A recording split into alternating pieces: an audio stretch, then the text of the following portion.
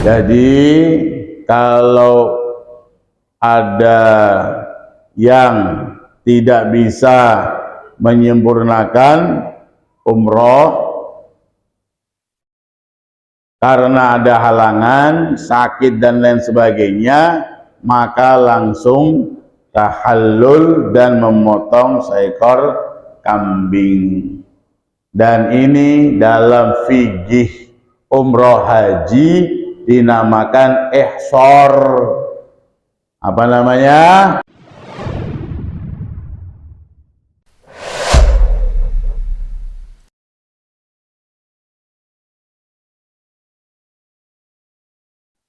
Rasulullah SAW bergerak bersama 10.000 dan dibagi beberapa kelompok untuk masuk kota Mekah dari beberapa titik.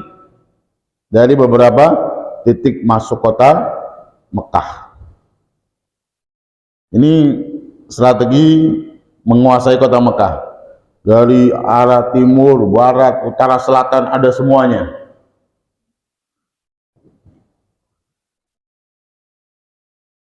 Kemudian cara ini berhasil.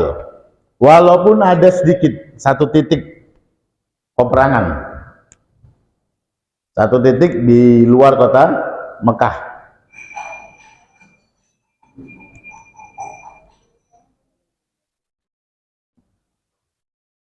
Yang menyebabkan 20 orang kafir terbunuh dan 2 dari kaum muslimin terbunuh.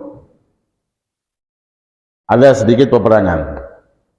Namun selain itu Rasulullah SAW berhasil masuk ke kota Mekah dan beliau menguasai kota Mekah tanpa ada perlawanan dari orang-orang kafir Mekah.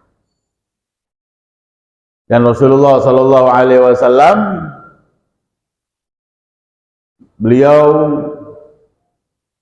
tidak menawan mereka atau tidak menahan mereka. Beliau Rasulullah SAW membebaskan mereka. Kalian mau di mana saja aman. Ini akhlak Rasulullah SAW.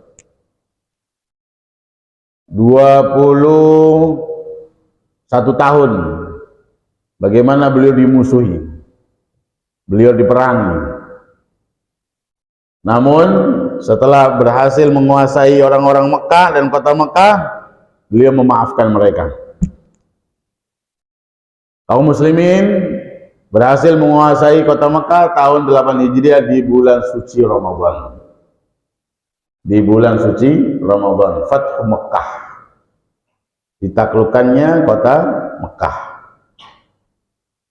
Dan waraitan nasa yadkhuluna fi dinillahi afwaja. Banyak yang masuk Islam. Berbondong-bondong masuk Islam. Dan Rasulullah SAW sucikan kota Mekah dari berhala-berhala. Baik yang ada di Ka'bah dan di sekitar Ka'bah ataupun yang ada di kota Mekah, di setiap penjuru, setiap pelosok, setiap sudut dihancurkan semua berhala, semua apa? Patung. Makanya hukumnya wajib menghancurkan patung, dan menaruh patung itu hukumnya haram. Patung apa? Patung orang sama patung binatang. Kalau pohon nggak apa-apa. Jadi haram kalau ada patung di rumah kita. Patung orang atau patung binatang. Cek tuh di rumah kita ada patung apa enggak. Walaupun nggak disembah, haram. Kalau disembah ya kafir. Kalau boneka bagaimana? Boneka tidak apa-apa. Karena untuk mainan anak-anak. Tapi kalau anaknya udah besar, bonekanya jangan dipajang. Bonekanya ditaruh di kotak. masukin ke kotak, masukin ke lemari. Pokoknya jangan dipajang. Boneka boleh untuk mainan anak-anak. Anak-anak kalau sudah besar, sudah tidak dimainkan lagi itu bonekanya, maka disimpan. Jangan ditaruh pajangan, karena termasuk patung nantinya. Rasulullah hancurkan itu semua patung. Bahkan Rasulullah hanya menunjuk dengan tongkatnya yang pendek. Rasulullah itu kalau perang pasti bawa tongkat komando. Tahu tongkat komando yang pendek itu? Itu hukumnya sunnah. Rasulullah kalau memimpin perang menggunakan tongkat yang pendek itu.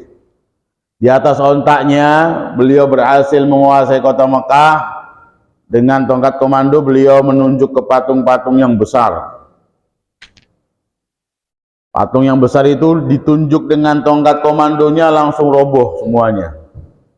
Seakan-akan Rasulullah SAW mengisyaratkan, kamu patung yang di malam kelahiranku kamu merobohkan diri kamu. Sekarang aku berhasil masuk kota Mekah, menguasai kota Mekah, mensucikan kota Mekah. Sekarang robohkan diri kamu. Roboh semuanya yang besar-besar. Padahal sudah ditancapkan dengan besi. Ini mukjizat Rasulullah SAW. Akhirnya yang lain dihancurkan oleh para sahabat, bahkan yang ada di sekitar Mekah yang besar-besar. Ada patung Lata, ada patung Manat, ada patung Suwa, ada patung Hubal, ada patung Uzza. Semuanya dihancurkan. Bersih kota Mekah dari kemusyrikan. Alhamdulillah. Alhamdulillah. Kemudian setelah selesai peristiwa Fathu Mekah, penaklukan kota Mekah yang ada di bulan suci Ramadan, kemudian orang-orang Arab, suku-suku Arab yang ada di sekitar Madinah, yang ada di sekitar Mekah, kebakaran jenggot. Kebakaran jenggot itu apa? Hah? Kebakaran jenggot apa? Marah. Kebakaran kumis apa? Kebakaran jenggot. Marah, gedek, kalau kata orang Bekasi, gedek. Muhammad sama sahabat-sahabatnya sudah bisa menguasai kota Mekah. Waduh, nggak lama kita bakal dikuasai, kita bakal diperangi ini. Termasuk suku besar yang namanya suku Hawazin dan suku Saqif. Kalau kita dengar suku Saqif, berarti itu di daerah sekitar Taif. Daerah sekitar Taif. Akhirnya mereka bersekutu untuk memerangi Muhammad dan sahabatnya yang ada di Mekah. Mereka berkomplotan. Sebelum Muhammad memerangi kita, kita perangi dulu mereka. Ada di kota Mekah. Akhirnya info ini didengar oleh Rasulullah SAW. Akhirnya Rasulullah SAW balik menyerang mereka, daerah mereka dekat Taif. Berapa jumlah pasukan Rasulullah? Yang dari Madinah berapa? Berapa? 1.000. 10.000. 10.000. Saya nanya tuh biar nggak ngantuk, maksudnya. Udah tahu 10.000. Maksudnya biar ada semangat. Ente kan udah pada nyender, udah pada blonjor semuanya, ya kan?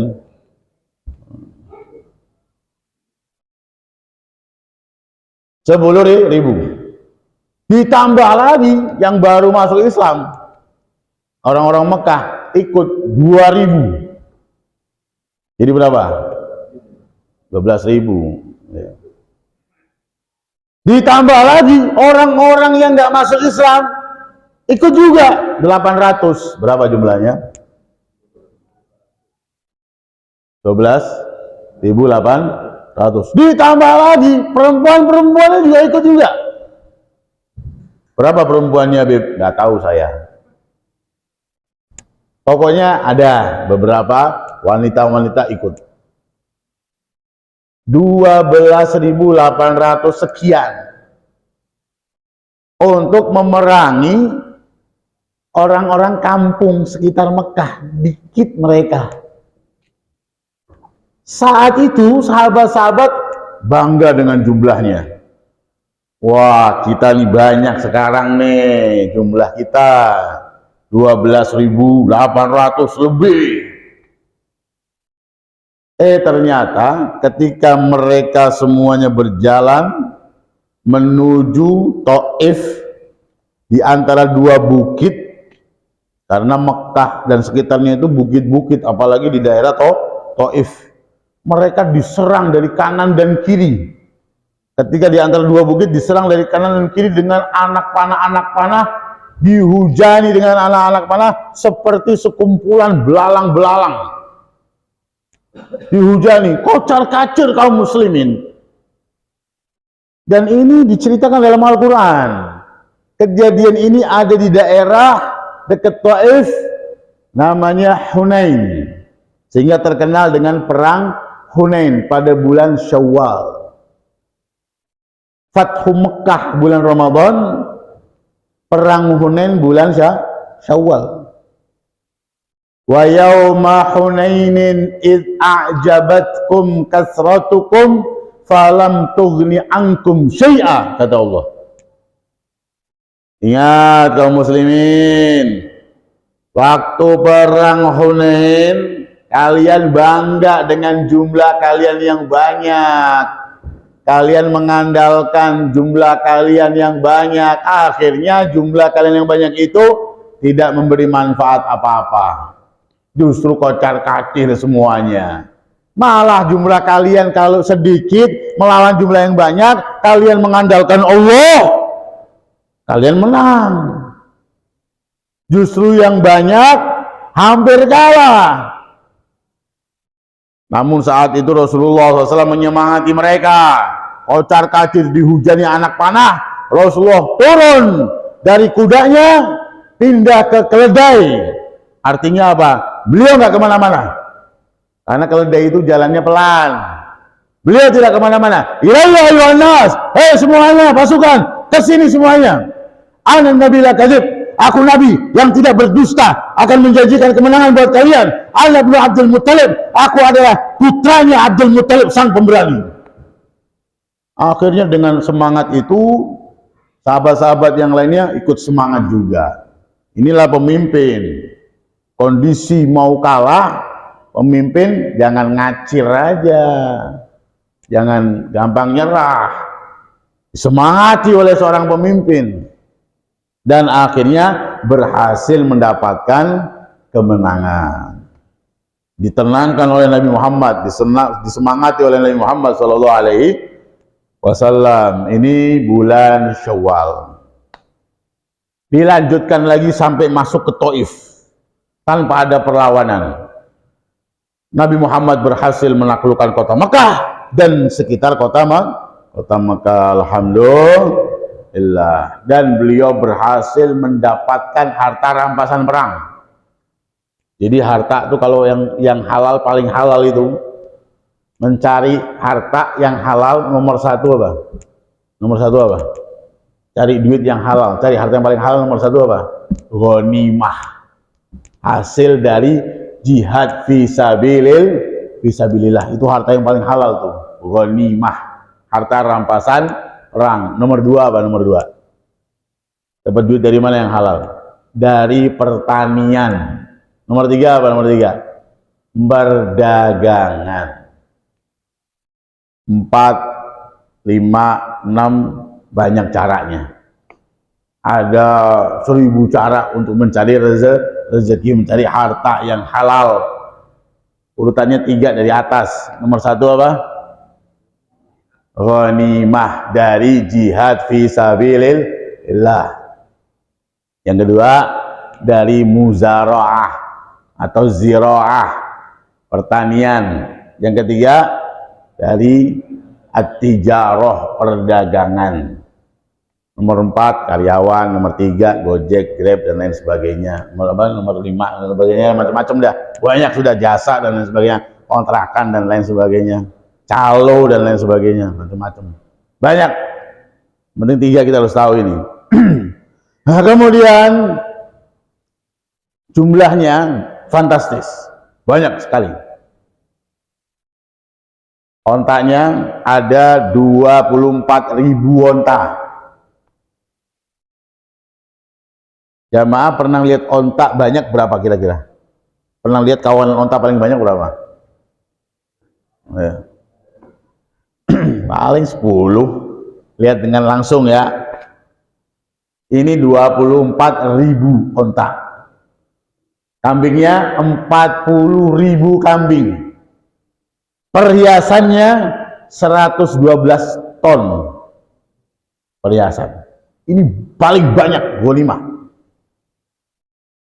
Kemudian Rasulullah membagikan harta rampasan perang itu paling banyak untuk orang-orang Mekah yang baru masuk Islam.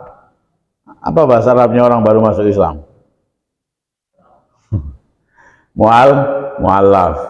Mu'allaf itu baru masuk Islam namun niatnya belum kuat.